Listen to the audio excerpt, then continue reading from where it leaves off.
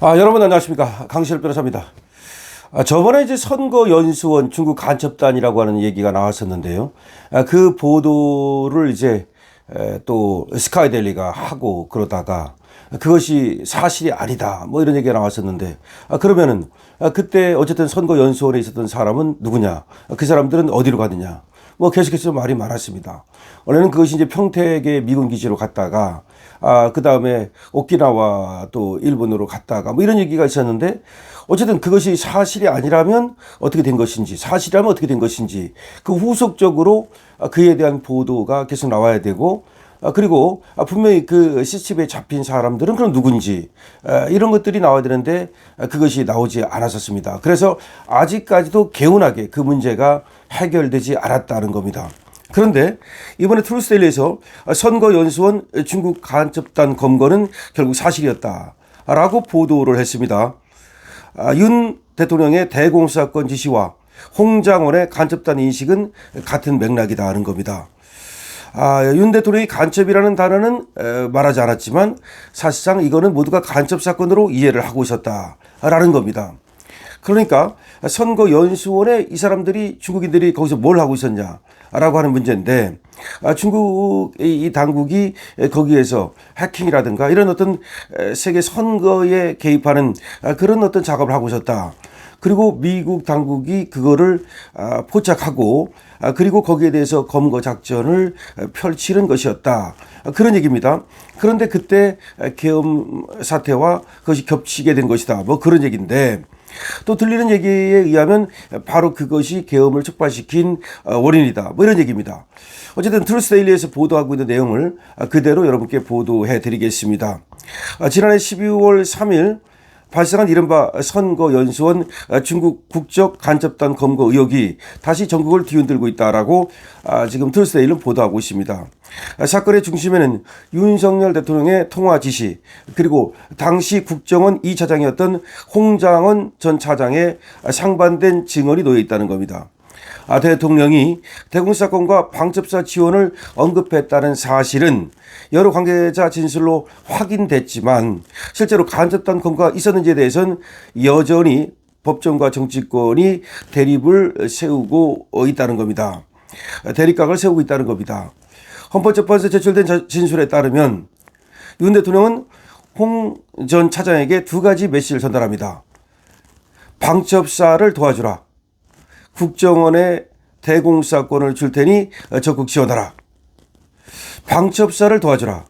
방첩사는 이제 간첩 잡는 그런 국군 부대 아닙니까? 근데 국정원한테 방첩사를 도와주라고 말합니다.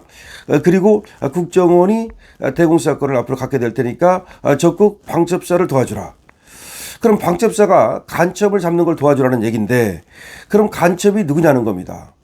바로 이 중국 간첩단을 말하는 것이 아니냐라는 얘기가 나오고 있는 이유입니다.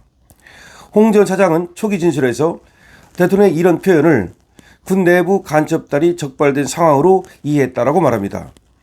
대통령이 싹 잡아들이라고 언급했다는 진술도 제출된 바가 있습니다. 그럼 누구를 말하는 거냐? 흥미로운 점은 대통령이 간첩이라는 단어 자체를 사용하지 않았다는 사실입니다. 그렇죠? 간첩이라는 말은 대통령은 안 했습니다. 그럼에도 불구하고 대공사건, 방첩사, 특활비 전문 인력 투입 등 안보, 첩보 분야에서 거의 간첩사를 지칭하는 전문 용어로 통한다는 겁니다. 이 때문에 홍 전 차장이 이를 곧바로 간첩단 사건으로 이해했다는 설명은 구조적으로 자연스럽다는 평가가 나옵니다. 그러니까 윤 대통령이 홍 전 차장에게 지시를 했는데 간첩이라는 말을 안 썼지만 워딩이 결국 간첩 검거를 얘기하는 것이었고, 홍 전 차장도 그렇게 이해를 했다는 겁니다. 자, 그런데 사건을 더욱 혼란스럽게 만드는 것은 이 홍 전 차장의 급격한 태도 변화라는 겁니다.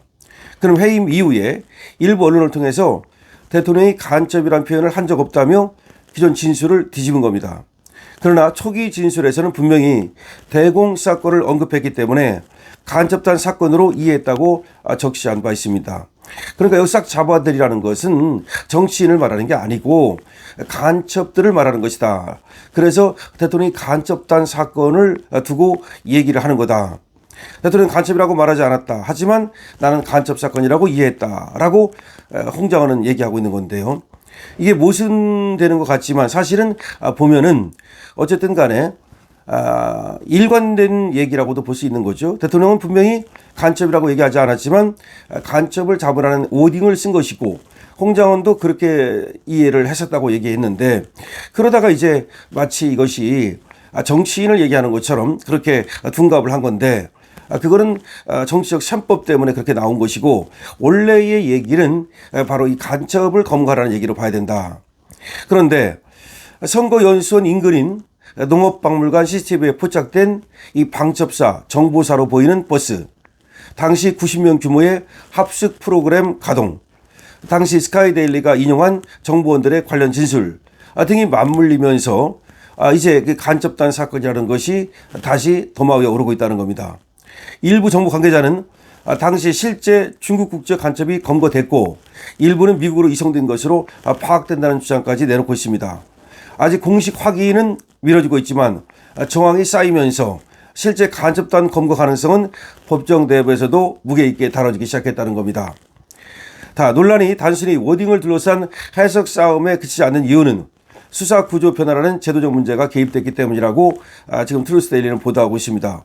문재인 정부는 2020년 국정원의 대공 사건을 완전히 폐지하고 이를 경찰로 넘겼는데요. 그 결과 국정원은 간첩 체포 권한이 없는 기관이 되었고 방첩사, 경찰만이 실제 간첩을 검거할 수 있었다는 겁니다. 그래서 대통령이 대공 사건을 줄 테니 지원하라 라는 말을 한 것이라고 봐야 된다는 겁니다. 이 말은 간첩 사건 수사를 말한다는 겁니다. 이 때문에 홍 전 사장이 간첩 사항을 떠올렸다는 말은 상당히 충분히 설득력이 있다는 거죠. 그러니까 그때 윤 대통령이 지시하고 홍장원이 받은 얘기는 결국은 간첩단을 검거하라는 얘기로 봐야 되는데 자 그러면 대통령의 발언은 어디까지 수사 지시로 해석될 수 있는가? 홍장원의 직원 번복 그렇게 간첩단이라고 이렇게 해놓고 나서는 홍장원이 나중에는 이제 마치 정치인을 체포하라고 그랬던 것처럼 진술을 번복했단 말이죠. 그런 홍장원의 진술은 번복할 수 있는가? 그럼 실제 간첩은 검거되었는가? 이게 이제 중요한 거죠. 그럼 실제 간첩은 검거되었는가? 검거되었다면 어디에 있는가? 이거죠. 결국 그래서 지금 나오는 얘기는 이 퍼즐 조각을 맞추면 실제로 간첩이 존재했고 그것이 미 정보 당국에 의해서 검거가 됐고 미 정보 당국이 간첩을 검거한다는 사실을 대통령이 정보 보고를 받고 미국 측으로부터든 우리나라 어떤 정보기관으로부터든 그걸 받고서 사실상 그걸 도와주라고 한 것이 아닌가라고 하는 겁니다. 그래서 지금 트루스데일리 보도도 의문을 제기하는 수준이지 아직도 확실하다라고 말하는 건 아닌데 제가 이제 또 요를 통해서 들은 얘기는 윤석열 대통령이 계엄을 선포하게 된 이유가 바로 저 미국의 중국 간첩단 사건 검거와 관련이 있다. 그래서 미국이 그날 12월 3일이죠. 바로 중국 간첩단을 검거한다는 소식을 윤 대통령은 들었고 미국 측으로부터 그래서 이번 기회를 이용해 가지고서 간첩을 갖다가 제거하자라고 하는 차원에서 계엄이 발령됐다. 그런 얘기가 있다는 거죠. 그래서 스카이데일리가 보도했던 중국 간첩단 사건이라고 하는 것이 지금도 확실하게 이렇게 드러난 것은 아니지만 그런 간첩단 검거가 실제 있었던 것이 아니냐. 그리고 윤 대통령이 홍장원 차장한테 얘기했던 거라든지 이런 것들도 실제 저 사건을 염두에 두고 지시를 한 것이 아니냐라는 얘기가 나오고 있습니다. 그런데 지금 저런 것들이 좀 더 밝혀져서 확실하게 윤석열 대통령의 내란 사건에서도 좀 뚜렷하게 드러나면 좋을 텐데 그 앞으로 지켜보도록 하겠습니다. 어쨌든 트루스데일리는 중국 간접단 사건은 사실이었다라는 보도를 하고 있습니다. 강신업 TV입니다.